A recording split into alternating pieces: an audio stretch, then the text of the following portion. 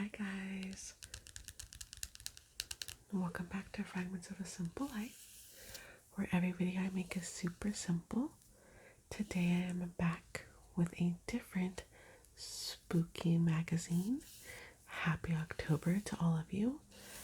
This is Life magazine, the world's most haunted places, creepy, ghostly, and notorious spots. Down here on the bottom, it gives some examples of what we can read, such as Dracula's Castle, the Queen Maria, the Psycho House, I don't know what that is, the Tower of London, the Shining Hotel, and one that we already read about in our other magazine, the Amityville Horror House. I think with this magazine, I'll do kind of the same idea, where I just flip through the pages, and whatever I land on is what we'll read. When we're done, I will add a post-it here, this little rectangular post-it, to the page so that I already know what we read for the next video we do, and I will continue working on this magazine and the other scary magazine for the rest of the month of October every week. So if you like this sort of thing, please don't forget to like, comment, and subscribe. Let's get going.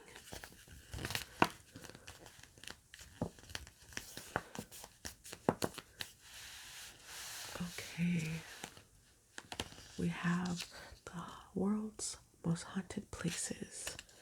Down here in the little corner, it says, founded in 1478, the Erie Cemetery in Hosov, the Jewish ghetto of Prague, Czech Republic. It's the oldest surviving Jewish cemetery in Europe. Well, the image is definitely creepy.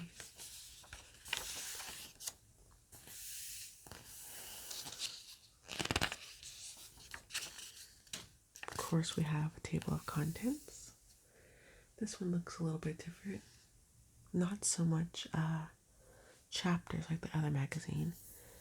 It says Introduction, Ghostly, Ghastly, US and Canada, Scary, Spectral, Latin America, Bloody, Bone-Chilling, Asia and Australia, Hair-Raising, Haunted, Europe, and Uncanny, Unearthly, Africa.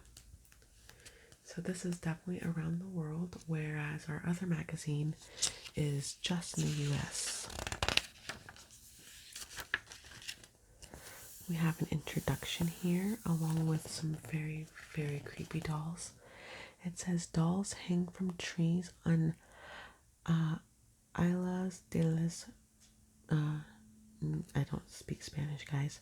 Mucinas? I don't know how to say it. If you guys speak Spanish, you can say it for me. Island of the Dolls. I think I've seen some ghost people, like maybe on YouTube, maybe Ghost Adventures, I can't remember, but they go and do investigations here. It says Introduction by J.I. Baker. There's no end to the old houses with resounding galleries and dismal state bedchambers and haunted wings shut for many years, through which we may ramble and encounter any number of ghosts. Charles Dickens once wrote.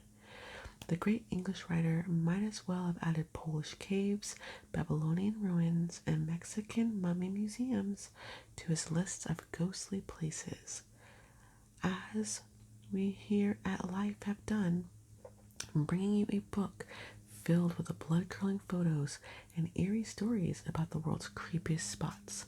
Think the hotel that inspired The Shining, the Amityville Horror House, which you already read about, and the dilapidated farm that was home sweet home to the serial killer who inspired the Texas Chainsaw Massacre, The Silence of the Lambs, and Psycho. No, not all these spots are strictly haunted.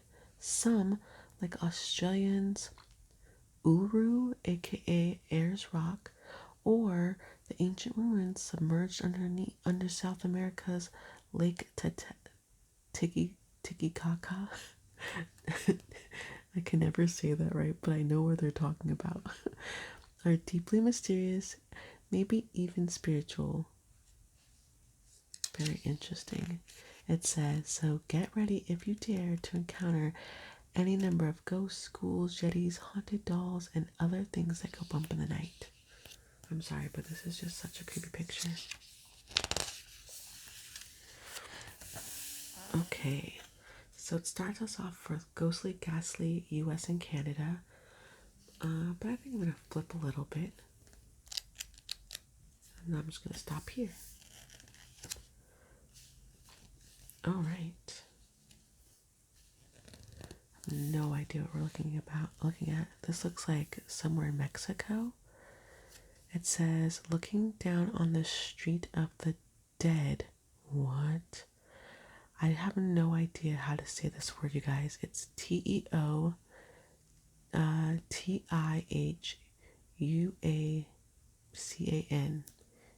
Teotihuacan? I don't know how to say that.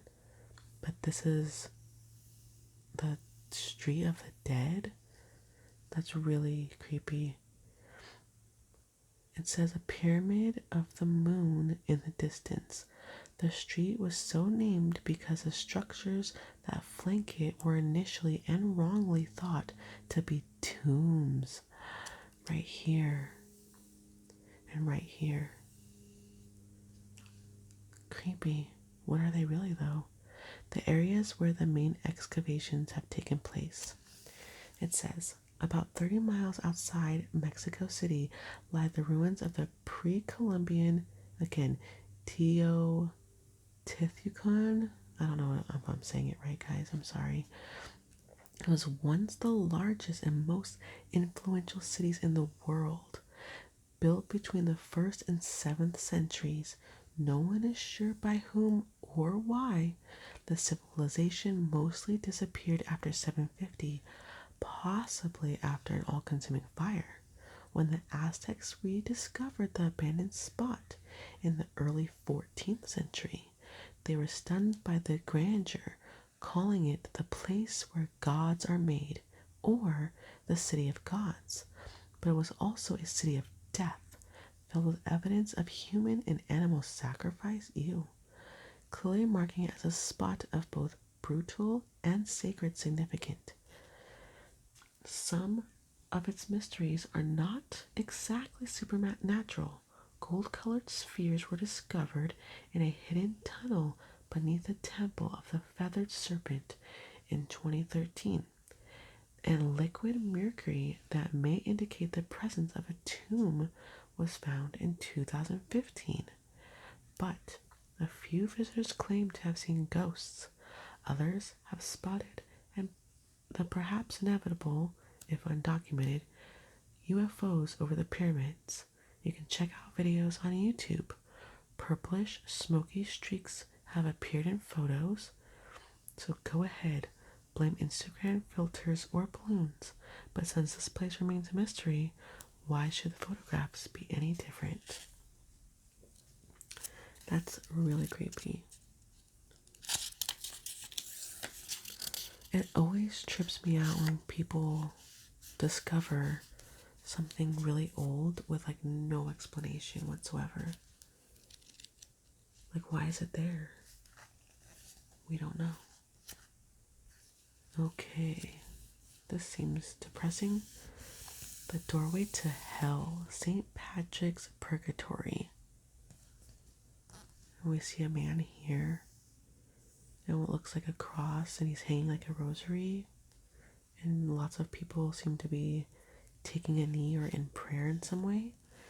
It says right here, the description of the picture: pilgrims pray at dawn and fast for 3 days at the holy site of St. Patrick's Purgatory on Station Island in Low Derg County, Donegal, Ireland. Note that no one is wearing shoes, which are not allowed on the island.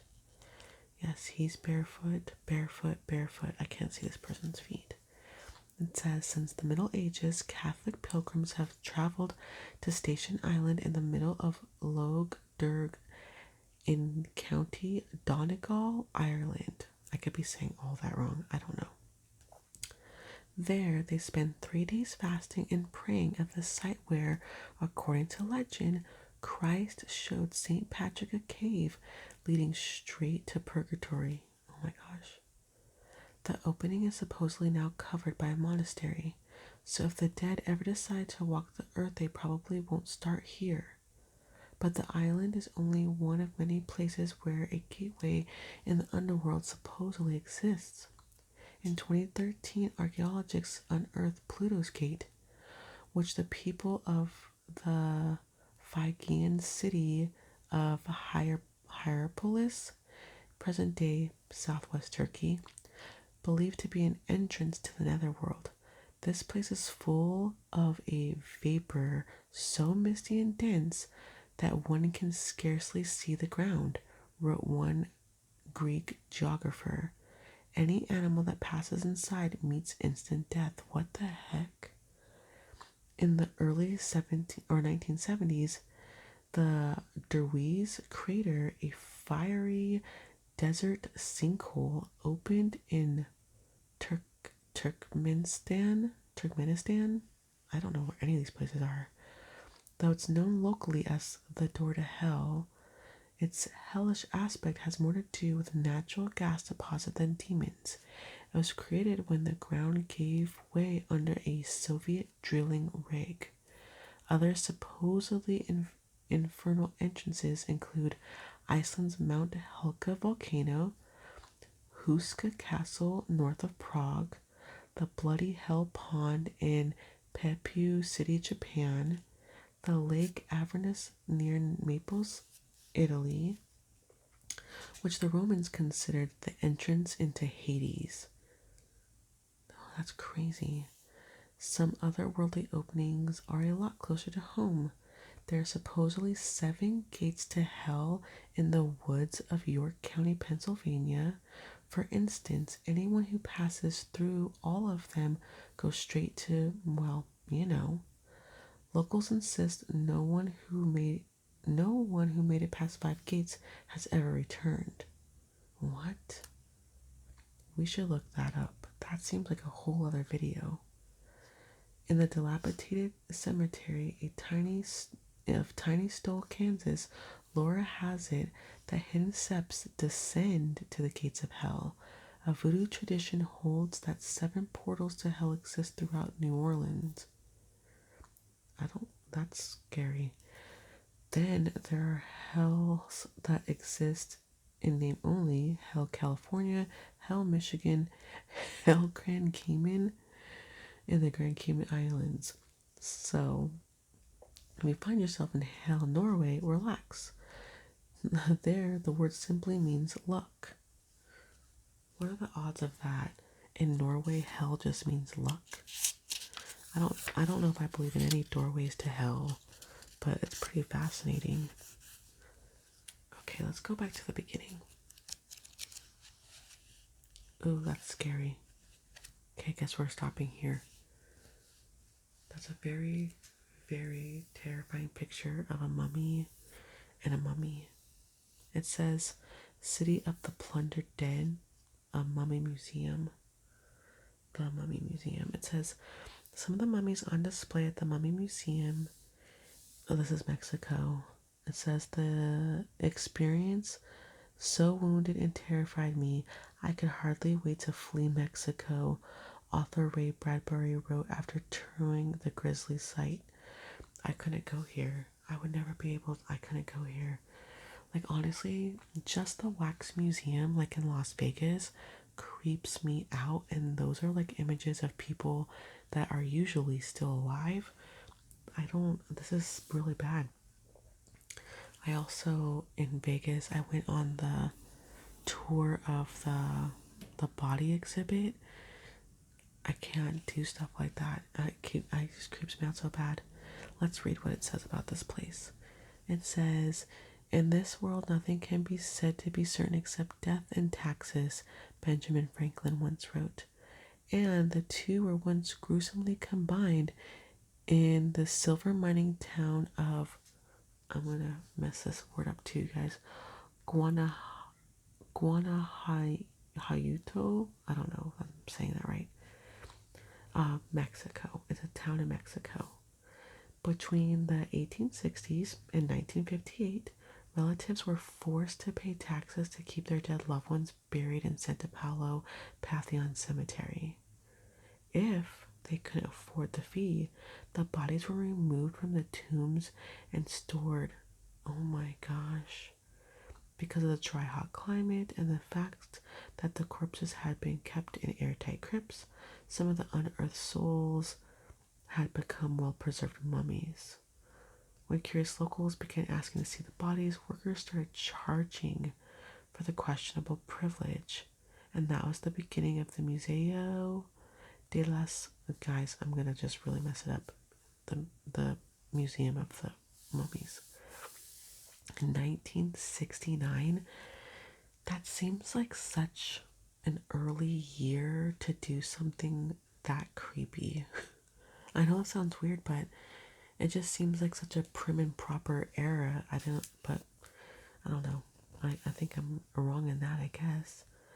The museum showcases more than 100 mummies in climate-controlled glass cases.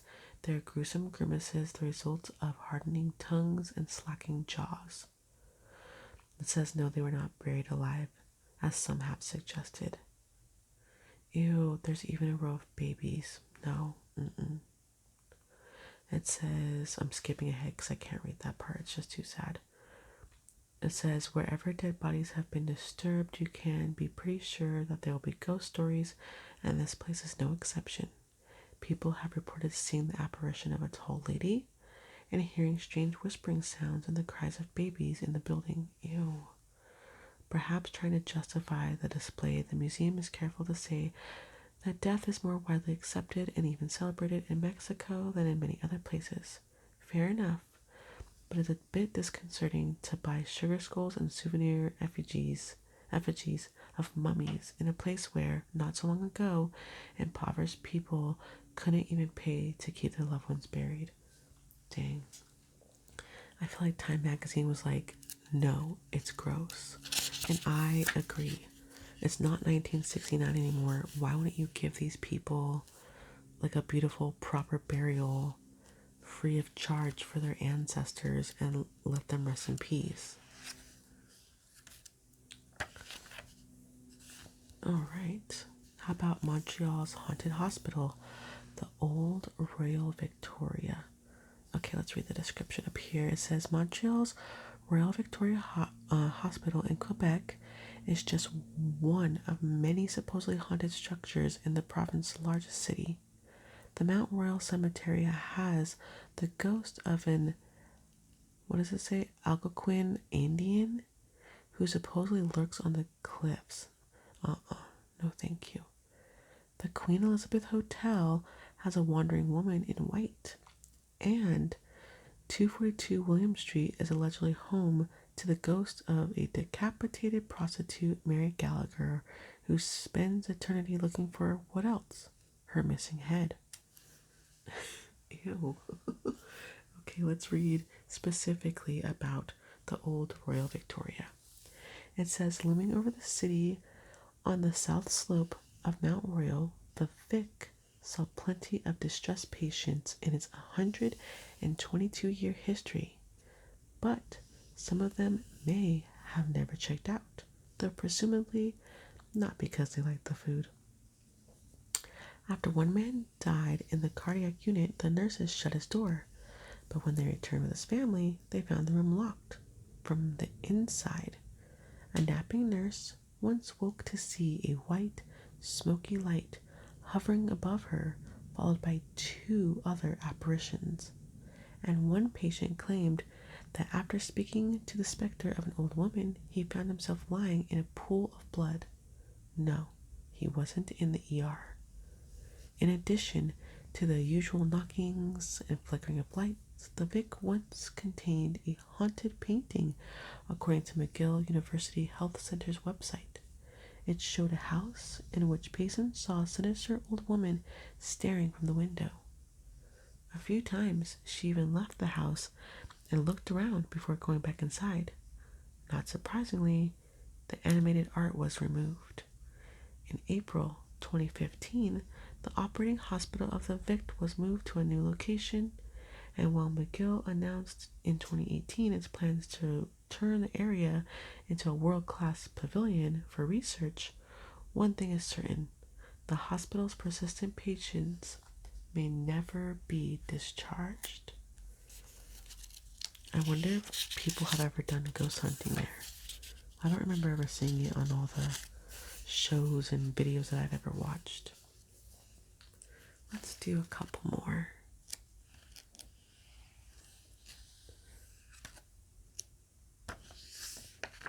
Okay. The Witch Hunt Village. Oh, this is an American one. We're back to the beginning. In Salem, Massachusetts. Okay, so I think all of us are probably familiar with the witch hunt. This is very interesting. Okay, let's read.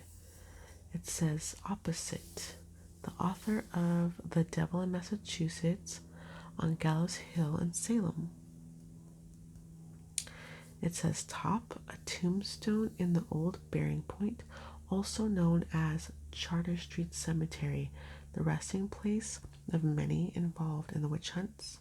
And then this one above, which might be harder for you guys to see, but it's illustration of a play of an elderly person suspected of being a warlock and put to death during the Salem witch trials.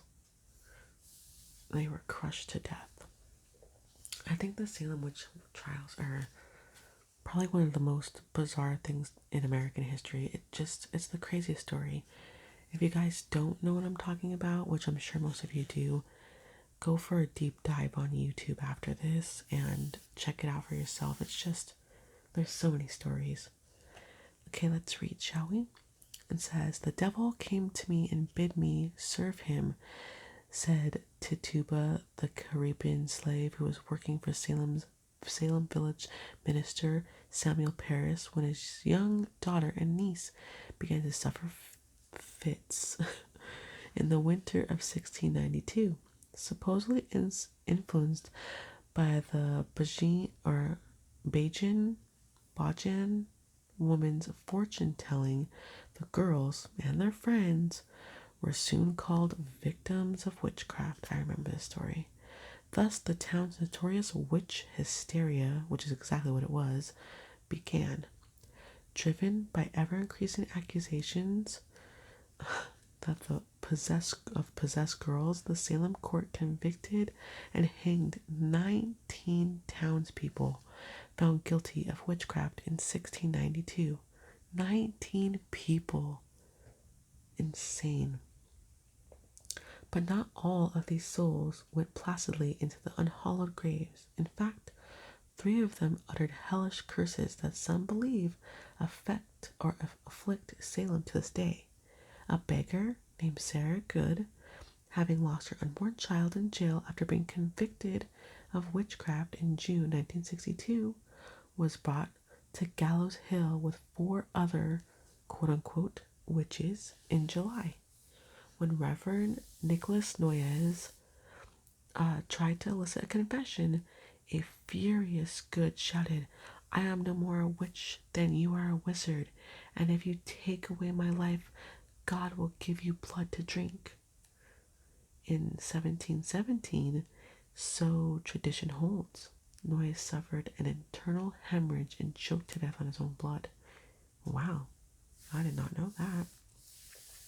More than 100 years later, Nathaniel Hawthorne, a descendant of the witch-hunting judge John Hawthorne, used this curse to fuel the plot of his 3rd novel, The House of the Seven Gables, the name of a Salem house that still stands.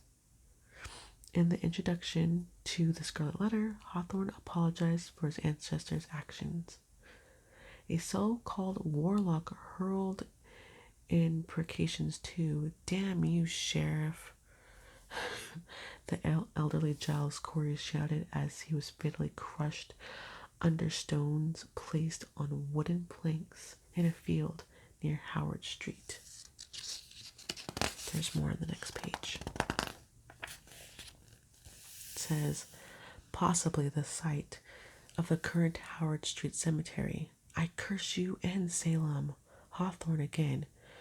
Quote, tradition was long current that the ghost of Giles Corey, the wizard, appeared on the spot where he had suffered as a precursor to some calamity that was impending over the community.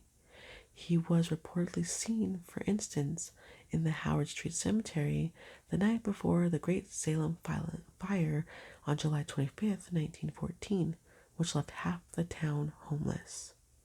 Corey was tortured for 2 or 3 days by High Sheriff George Corwin, who was ostracized by the town after the trials. When Corwin died of a heart attack in 1696, his family, not wishing to risk a vandalized grave, interred him in his basement, on the same site now occupied by the Joshua Ward House. Of course, it's haunted. In the 1970s, according to Rosemary Ellen Guiley, author of Haunted Salem, the last man to serve in office of sheriff, Robert Ellis Cahill, investigated the curse and wrote that all sheriffs, as far back as he could trace, either died in office of heart problems or retired with an ailment of the blood. In 1978, Cahill's own stint as sheriff was cut short by heart disease. Another accused witch seemed to predict a future conflagration. This town shall burn, shouted Wilmot Red, who was among the final 8 victims to be hanged on Gallows Hill, September 22nd, 1692. Many years later, of course, Salem did in the aforementioned fire. But none of these doomed townsfolk would ever have thought to curse Salem with tourist procedures calling it bewitching, not to mention a 3D haunted adventure or a terror house that claims we're bringing scary back. Oh my gosh. It's crazy how you can take a real piece of history and turn it into, I think, what some historians might call like a joke. Like it's creepy, and of course there's like lots of haunted history and things of that nature, but it's also like a real piece of history. It really happened. People were really killed, and it's bizarre. About the pictures that we see here, it says sewing pins were supposedly used by witches to torture their victims, which is this. And then above here it says 1697's A Modest Inquiry into the Nature of Witchcraft by John Hale, a minister who supported the trials until a second wife was accused of witchery, an event that helped bring an end to the hysteria and deaths. So wait, so when a minister's wife gets accused, then they're like, maybe we got it wrong. Like, maybe we should stop. That's crazy. Okay, let's read one more. We'll read the Winchester Mystery House in San Jose, California. Definitely have heard of this place. I don't think that we've covered this in the other magazine, but I think it's possible that it's going to be in there.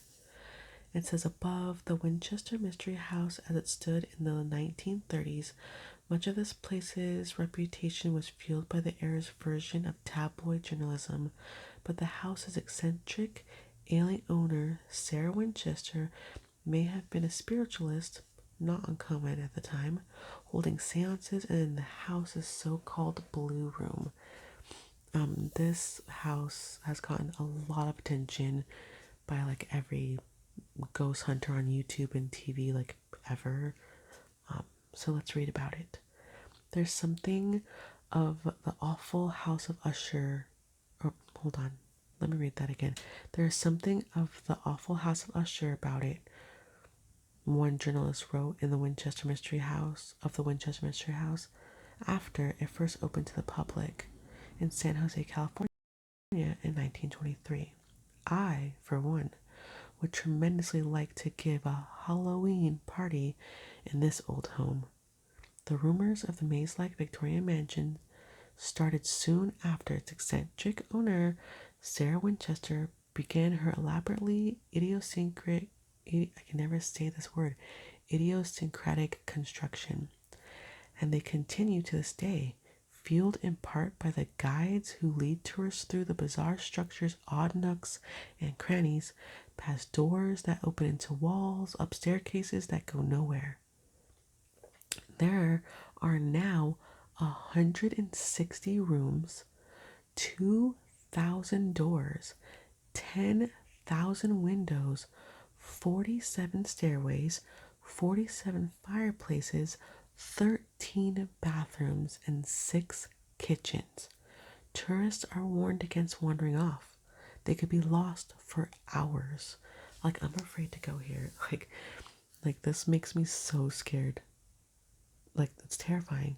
Just the getting lost part, not like ghosts. It says, this is how the story goes.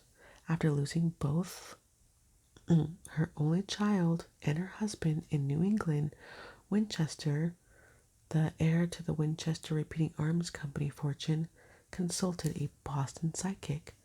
He told her that her family was cursed by the souls, American Indians and Civil War soldiers among them, who had been killed by Winchester rifles, the gun that won the West. The only way to placate these restless spirits was to build a rambling house for them to inhabit.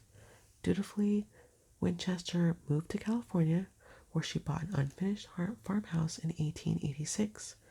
For the next 36 years, she renovated and rebuilt her home, reportedly hiring construction workers to work around the clock.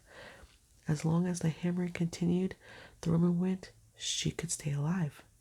The truth, however, is somewhat more complicated. Known in her youth as the Belle of New Haven, Winchester was later crippled with rheumatoid arthritis and, having lost her fabled looks, rarely ventured outside.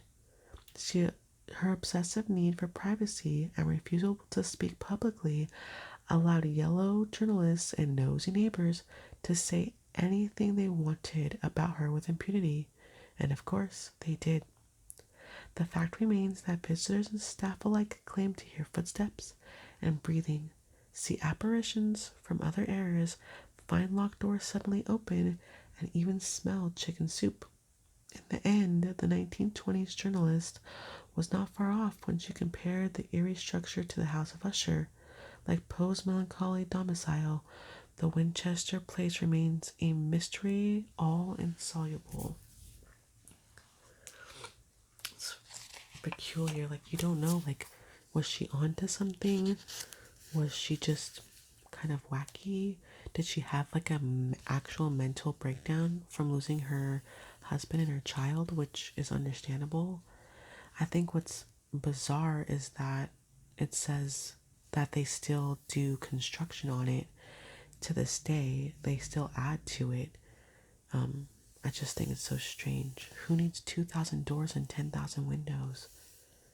But yeah, this almost looks like a condo complex or like an apartment complex of some kind. But this whole structure here is the house, and it just goes on and on and on and on and on. I don't know. I want to take a tour of it one day. San Jose, California is far from me, but not undoable. Alright, you guys, I think that's going to be it for me for this video. I hope you enjoyed reading some of these historical ghostly places. If you'd like to see more from me or more of this magazine, please don't forget to like, comment, and subscribe. I will be doing more of this magazine and the other creepy magazine in the weeks coming up, leading up to Halloween, as long as you guys like it. So please let me know. And please don't forget, like I said, to like, comment, and subscribe. I'll see you next time. Bye.